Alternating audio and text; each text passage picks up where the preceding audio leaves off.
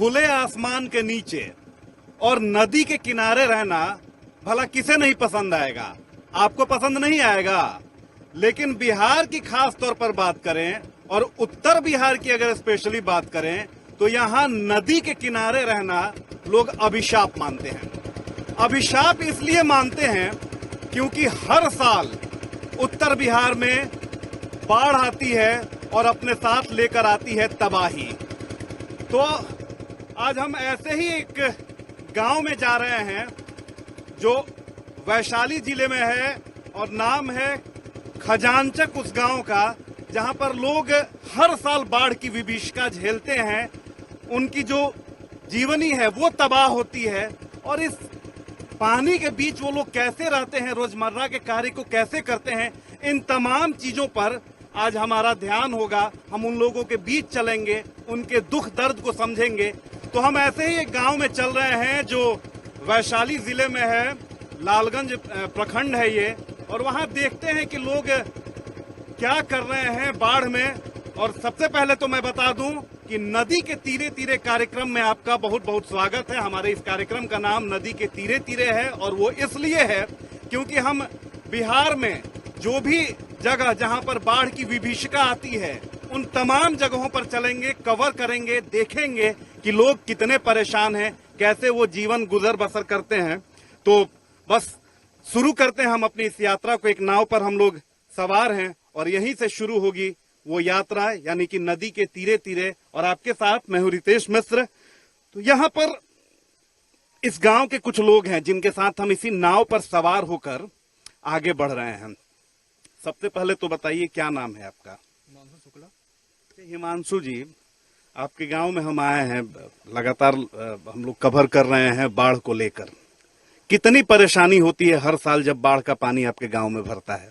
बहुत ज़्यादा परेशानी होती है। सबसे ज़्यादा तो गरीब लोग बांध के किनारे बसे हुए हैं, वो लोगों को बहुत ज़्यादा दिक्कत होता है। वो लोग बेघर हो जाते हैं, उनका घर दह जाता है और अधिकारी लोग सुनते ही नहीं है। आते हैं और बोरा का वो थोड़ा मोड़ा काम करवा लेते हैं, पैसा भरते हैं तो ठेकेदार को मिलता है, बस यही सब काम करवाते हैं लोग। क्या नाम हुआ आपका? जी राजीव कुमार जी। क्या क्या परेशानी होती है राजीव जी?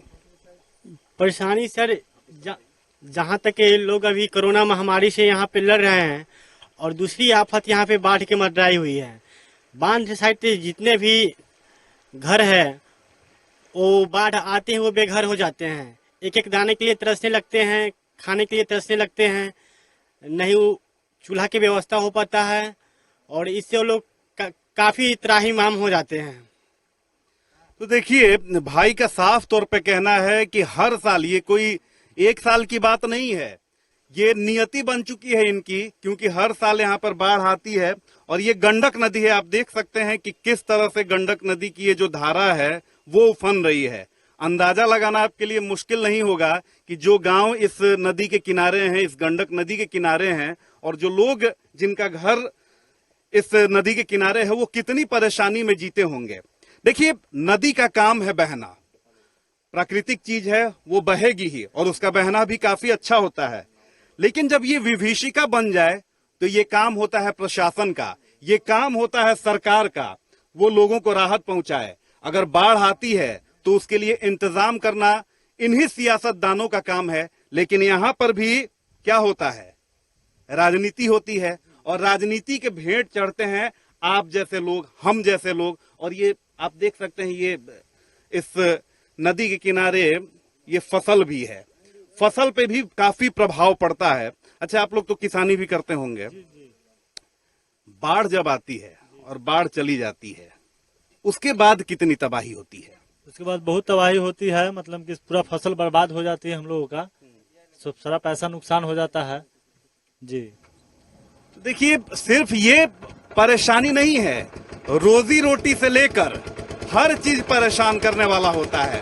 क्योंकि मैक्सिमम जो यहाँ के लोग हैं वो खेती किसानी करते हैं, वही जीवन यापन है उनका।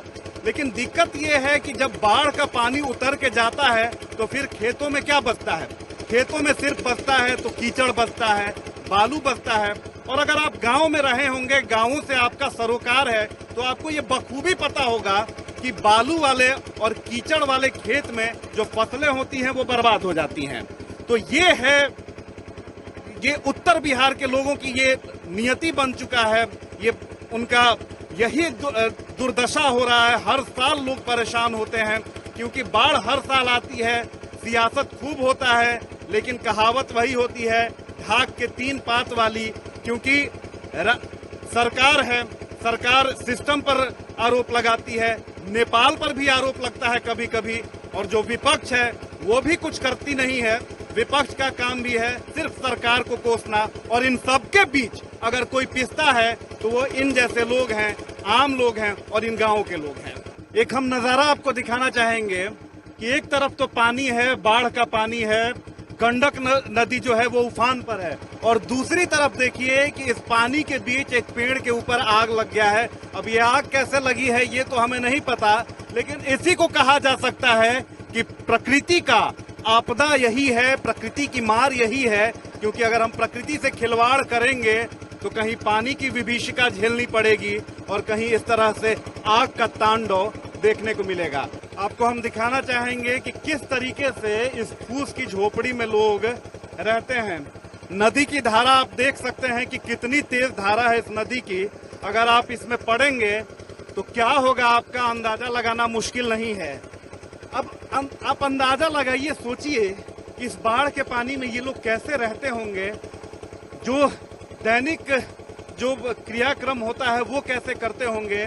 क्योंकि बाढ़ के पानी में खाना बनाना, नहाना धोना या बाकी चीजें करना कितना मुश्किल होता है, ये आप अंदाजा लगा सकते हैं, कल्पना कर सकते हैं। इतनी परेशानी होती है क्योंकि आपके इलाके में हर साल बाढ़ आती है। जी, हर साल बाढ़ आती है और बहुत परेशानी होती है। हालांकि जितने भी बांध के इस साइड में जितने भी लोग हैं सभी लोगों के घर में पानी घुस जाता है, तो खाने के लिए दिक्कत हो जाता है, रहने के लिए दिक्कत हो जाता है, सोने के लिए, हर चीज के लिए दिक्कत हो जाता है। और यहाँ के मुखिया की अभी कोई भी यहाँ पे नहीं देखने के लिए आता है, न विधायक, कुछ कोई भी नहीं। यहाँ तक कि कोरोना जैसी महामारी से हम लोग लड़ रहे हैं, हम नहीं पूरा देश लड़ रहा है, फिर भी अभी तक कोई नहीं आया है यहाँ। अच्छा, सरकार तो दावा कर रही है कि हम लोग बहुत काम कर रहे हैं, लोगों को ऊंचे जगहों पर बसाया जा रहा है, विस्थापन उनका किया जा रहा है, राहत कार्य चलाया जा रहा है। क्या हकीकत में ये है? देखिए, राशन जो कोटा से मिलता है वो राशन तो मिल रहा है हम लोगों को, लेकिन ऐसे देखने के लिए भी कोई नहीं आ रहा है यहाँ पे। माने घर में पानी घुस जाता है तो खाना पीना बनाने से लेके नहाने धोने में कितना दिक्कत होता है? बहुत दिक्कत होता है खाना पीना बनाने में। लेकिन एक बात है, चाहे आप गांव में रहिए चाहे शहर में रहिए, कोरोना बड़ा खतरनाक बीमारी है, किसी को देखने वाला नहीं है। तो मास्क या गमछा जरूर आप लगाइए। ये मैं आपसे भी बोलूंगा कि मास्क और गमछा जरूर लगाइए, क्योंकि ये बीमारी गांव शहर किसी को नहीं देख रहा है। अमीर गरीब एसपी डीएम किसी को नहीं देख रहा है, किसी को भी पकड़ ले रहा है। आप तो सुन रहे होंगे, तो मास्क लगाइएगा ना आगे से। जी, लगाएंगे आगे से मास्क।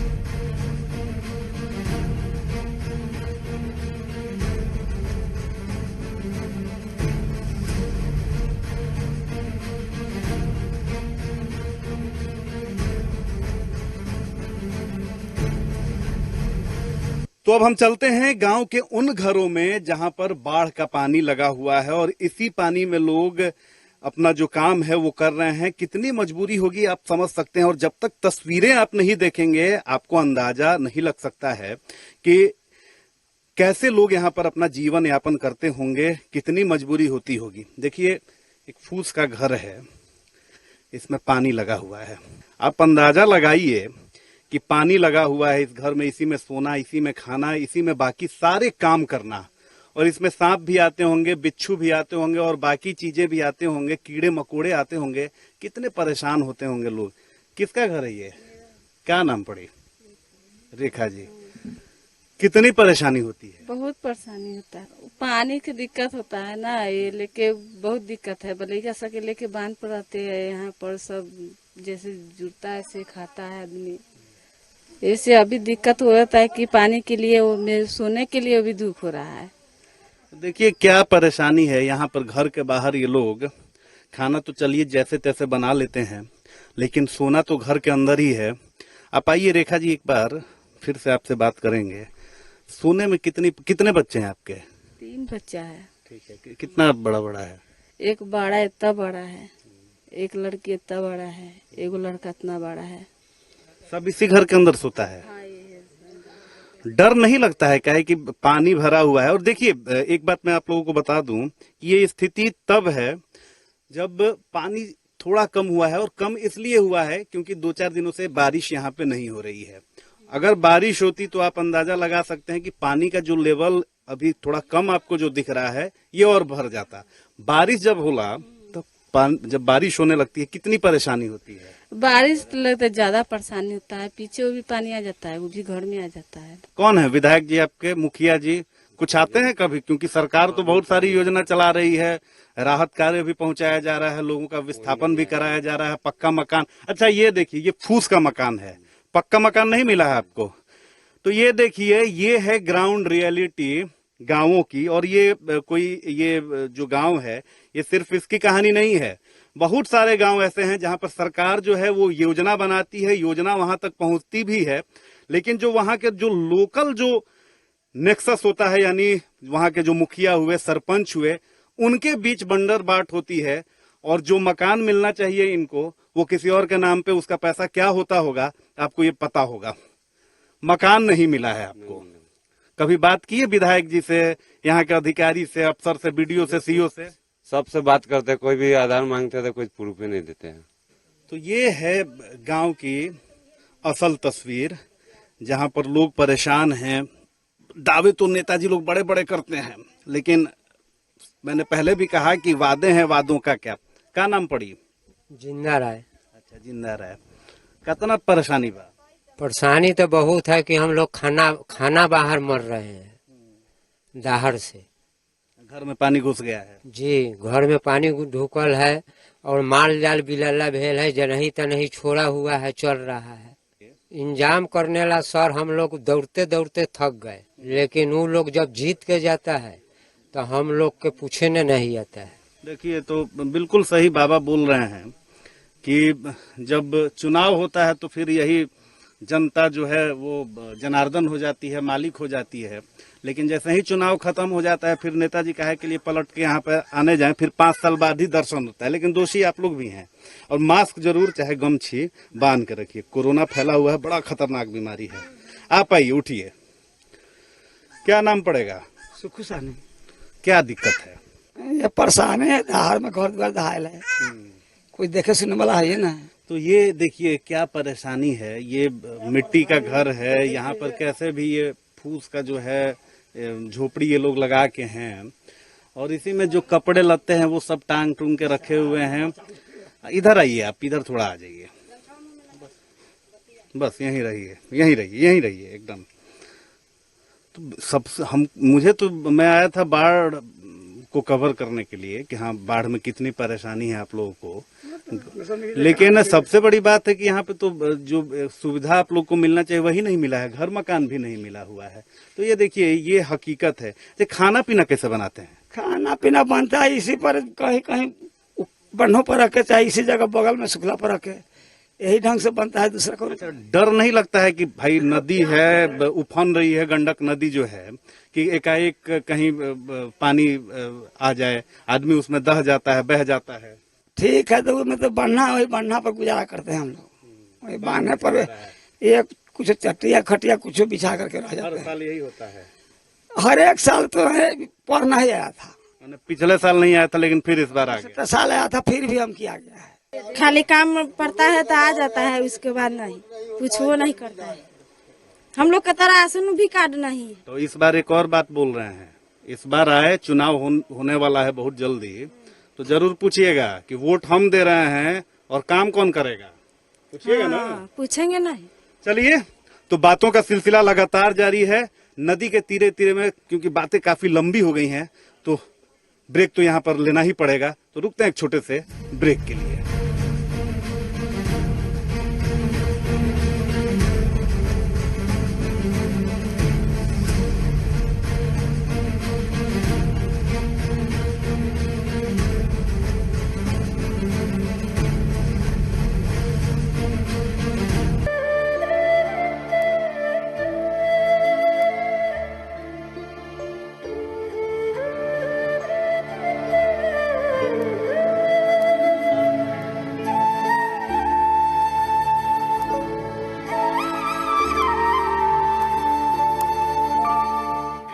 मीडिया की भी एक मजबूरी होती है। अक्सर लोगों की शिकायत भी होती है कि शहर तक ही सीमित होते हैं, कुछ कमी भी है हमारी। लेकिन सबसे बड़ी बात है कि इस बार हमने ठाना है, यानी कि जी मीडिया ने ठाना है, जी बिहार झारखंड ने यह ठाना है कि हम गांव में पहुंचेंगे, बाढ़ग्रस्त इलाकों में पहुंचेंगे और जहां पर लोग परेशान हैं, ग्राउंड रियलिटी क्या है, क्योंकि दावे बड़े बड़े किए जाते हैं और जब हम इस गांव में आए तो हकीकत क्या है वो आप अपने नजरों से देख रहे हैं, टीवी स्क्रीन पर देख रहे हैं। ये शांति देवी हैं, ये मिल गई शोभा जी के यहाँ हमको और बोली कि चलिए मेरे घर भी चलिए, देखिए क्या परेशानी है। तो शांति जी से ही बात करते हैं। क्या शांति जी, क्या परेशानी है? दह गया है, हम लोग का बहुत दिकदारी है नव निस्कार के लिए। देखिए से माल जाल लेके दाहर में हम लोग बन्हाकारी में रख रहे हैं, नव निस्कार के लिए नाव लगाए हुए हैं, नाव लेके हम लोग जा रहे हैं। कोनो उपाय नहीं है, गरीब आदमी है, कहाँ जाए दाहर में। बाल बुतरू है, बेटी पुतो है, नया कन्या लेके हम लोग नाव पर बैठा के लेके जा रहे हैं। तो गंडक की उफनती धारा को रोकने के लिए इस बांध का निर्माण किया गया है, पानी रुका भी है, लेकिन ये नाकाफी है। नाकाफी क्यों है? क्योंकि आप देख सकते हैं कि इसके अंदर अब दरार पड़ चुका है और वो तो शुक्र मनाइए भगवान का कि बारिश पिछले 3-4 दिनों से नहीं हो रही है और धूप हो रहा है, जिसकी वजह से पानी का जो लेवल है वो यहाँ पर स्थिर है। नहीं तो अगर पानी का लेवल बढ़ेगा तो फिर क्या स्थिति होगी ये कल्पना करना मुश्किल नहीं है। तो फिर तो अगर बात करें तो पूरा खजानचक इलाका क्या, पूरा का पूरा लालगंज इलाका पानी में डूब जाएगा। हमारे साथ हमारे यहाँ के वैशाली के जी मीडिया रिपोर्टर विकास आनंद भी हैं। जी विकास, आज हम लोग आए हैं अपने कार्यक्रम के जरिए इस गांव में। आप लंबे समय से बाढ़ की विभीषिका को कवर कर रहे हैं, कितनी भयानक स्थिति है? अभी तो स्थिति भयानक होने की है, अभी हुई नहीं है। निश्चित तौर पे बांध के पास पानी जरूर पहुंच चुका है और जैसा कि आपने तस्वीरों में भी दिखाया भी कि स्थिति यहाँ पर बांध की थोड़ी गड़बड़ हुई है, जो इसको मरम्मत करने की जरूरत है। मरम्मत के नाम पर सिर्फ कुछ बोरे डाले गए हैं जो कि नाकाफी है। जैसे ही जो पानी है वो और बढ़ता है तो ये इस इलाके में लगभग 5 से 6 हजार घर है और 24 घंटे भी नहीं लगेंगे, पूरा जलमग्न हो जाएगा अगर थोड़ी भी गड़बड़ी होती है। तो निश्चित ही इससे थोड़ा भयावह स्थिति तो हो ही गई है। जो नदी किनारे जो लोग रह रहे हैं उनकी स्थिति काफी गंभीर है। वो लोग बांध पे रह रहे हैं या फिर कह सकते हैं कि घरों में भी रह रहे हैं, तो किसी प्रकार से विकास जी की मैं पूछना चाहूंगा, गवर्नमेंट बड़े बड़े प्लान चला रही है गरीबों के उत्थान के लिए, मनरेगा हो या फिर इंदिरा आवास योजना हो, पक्का आवास देने की बात होती है, लेकिन यहाँ हम जो भी बाढ़ में जो घर घिरे हुए हैं जिनमें पानी सब फूस के बने हुए हैं, जिनसे भी हम लोगों ने बात की सबका यही कहना है कि कोई सुनने वाला नहीं है, बहुत सारे बहाने बनाए जाते हैं। तो क्या लगता है लूप होल है और बंदरबांट है सरकारी योजनाओं का? बिल्कुल, इसमें कहीं कोई शक नहीं है। आप किसी भी पंचायत में चले जाएं, वैशाली जिले में तकरीबन 288 पंचायत है, आप किसी भी पंचायत में चले जाए ये स्थिति सभी जगह मिलेगी। और चूंकि ये ग्रामीण त्रिस्तरीय पंचायत का मामला होता है, मुखिया, वार्ड मेंबर, इतने लोग मिल करके ही इंदिरा आवास या प्रधानमंत्री आवास जो है वो सैंक्शन करते हैं या करवाते हैं। तो आमतौर पर देखिएगा कि जिनको जरूरत है वैसे कम ही लोगों को आवास मिल पाता है। उसमें कुछ तकनीकी खामियां भी होती है, जैसे उनके जमीन के कागजात वगैरह वो उसको उस तरीके से अपडेट नहीं करा पाए होते हैं। तो इस मामले में भ्रष्टाचार बहुत सारा सरकार योजनाएं चला रही है, लेकिन वो जिन लोगों के पास पहुंचना चाहिए वो नहीं, वो जो ग्रामीण राजनीति के चक्कर में फंस के रह जा रहा है, यही कहना चाहेंगे। बिल्कुल, त्रिस्तरीय पंचायत को जो बनाया गया था कि गांव की सरकार होगी और गांव का विकास होगा, लेकिन वहां पे भी विकास नहीं है। गांव के लोग भी अपने गांव का विकास नहीं चाहते हैं, जैसा देखने को मिलता है। तो निश्चित भ्रष्टाचार तो है ही इसमें। विकास ने बिल्कुल सटीक बात कही कि भ्रष्टाचार जब हमारे निचले स्तर पर ही है, यानी कि गांव से ही जहां पर लोकतंत्र की जहां से शुरुआत होती है, जब वहीं पर ही इस तरह की स्थिति होगी तो आप कल्पना कर सकते हैं कि आगे क्या होता होगा। आगे भी लोगों से बात करें। इस गांव के लोगों को पता चला है कि हम लोग गांव में आए हैं, इन्हीं लोग के लिए आए हैं, बात इनकी आगे रखेंगे। ज्यादा बातचीत नहीं करूंगा। क्या नाम है आपका? हमारा नाम है श्री देवी। अच्छा, श्री देवी नाम है। आप क्या परेशानी है बताइए? परेशानी तो ये है कि आज ले हमने के एगो न घर मिलक, न एगो कल मिलक, न आज ले एगो पैखाना बनैली तो आज ले पैसा मिलक, आ दहैली तो आज ले अनाज पानी न मिले थे। हर साल बढ़ावेला? हाँ, हर साल पानी बढ़ल है गंगा जी में, दहा जाये तो कैसे हो? न नेता लोग तो हमने के भेटेबे न करलन, अहन न भागी हन, जो डरे रुकबो न करलन। आइए, आगे आ जाइए।